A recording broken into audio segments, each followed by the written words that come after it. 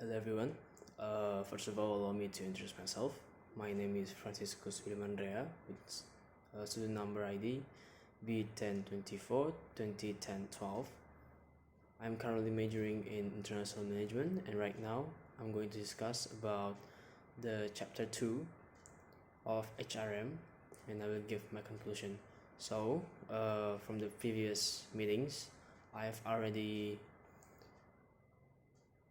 heard about all of the answers of my friends, about their thoughts and their opinion from the answers that already been told by them, and now I will conclude it. And also I will give my answer too. So let's just begin. For the video that have been watched by me for the first video, the topic of that video is about the stages in process of planning a strategy or strategic planning process. In addition to being known from the title, the video explains about how to make a plan that is explained. If you want to do planning, you need to go back to focus on the vision and mission of your company. After that, you can determine the goals that you want to achieve. From this video, I learned that external analysis is needed, namely SWOT analysis or SWOT analysis, and internal analysis in the form of shareholder survey and managed team input before making strategic planning. The strategic planning process requires a clear vision, mission carried out to fulfill the mission, determine objective to complete the mission. Strategies made to complete objective and objectives and tactics used in carry out the strategy. Okay, for the second video that I've already watched, the topic of that video is about the human capital management and what the component of that human capital management.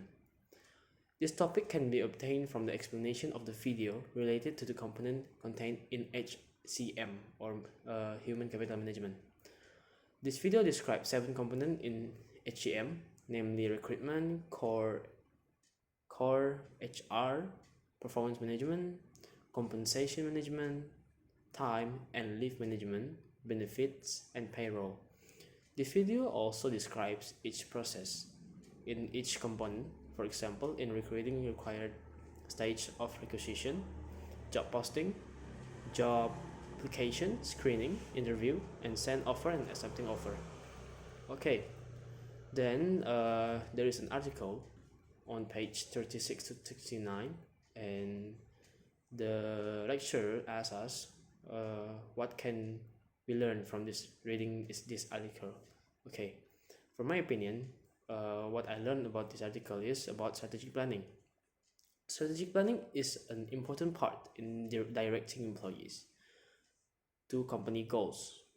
In making plans, HR must take part because HR acts as the bridge between the company and employees. Before channeling a strategy, we need to scan the environment to find out about the strength, weakness, opportunity, and threat that the organization will face or may be facing during the planning process or maybe in the future.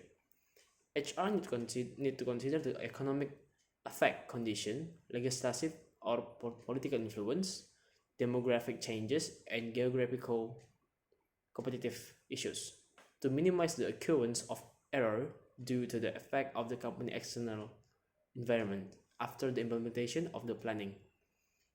Okay, then we have been assigned by the lecturer to read about strategic utilization of talent benefit healthcare organization on page 37, and the lecturer asks us what can we get from reading this headline. From my opinion, what I get is the thing that I can take away from this case is about the importance of communication and honesty between the company and the workers. Honesty related to the financial condition of the company to workers, and also vice versa. It can increase trust between both parties, which is the company employees, and also facilitate the search of the way of the problem. Okay, Now we will talk about strategic planning. What is strategic planning? So, in my opinion, strategic planning is organizational management activities used to set priorities, focus energy and resources, strengthen operational performance, and strategic planning also ensure that employees and other stakeholders work toward common goals and establish agreement on the desired outcomes and adjust the direction of the organization as changes occur. Okay. Then there is 7 strategic planning process. The first one is determine the organizational mission. The second is analyze the company using SWOT analysis. The third is establishing goals and objective. The fourth is formulate organizational strategies to achieve organization goals and objective. The fifth is formulate supporting functional strategies in order to support the strategic planning before implemented. The sixth is implement the strategic planning. And the last is evaluate and resist to give the best result for the company. Okay. Then the lecture also asks us about what do we know about human capital effective measures. Okay, from my opinion, human capital is a collective value of intellectual capital. Includes competencies, knowledge, and skills of the employees in the organization. Capital is the consistently renewable resource of creativity and innovativeness in the organization, but it is not reflected in its financial statement.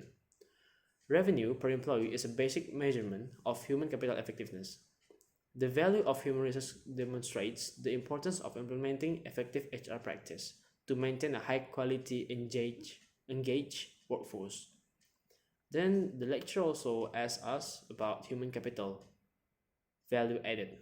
So this will be the last thing that we will discuss for this conclusion. So HCVA, or human capital value added, is an adjusted operating profitability figure calculated by subtracting all the operation expenses except for labor expenses from revenue and dividing by the total full-time headcount, and it showed the operating profit per full-time employee. Because labor is required to generate revenues, employees' costs are added back into the operating expenses. Okay guys, that's all. The conclusion of what I already conclude for the second chapter of our lecture. Thank you for listening this video and watching this video. See you for the next discussion. Thank you.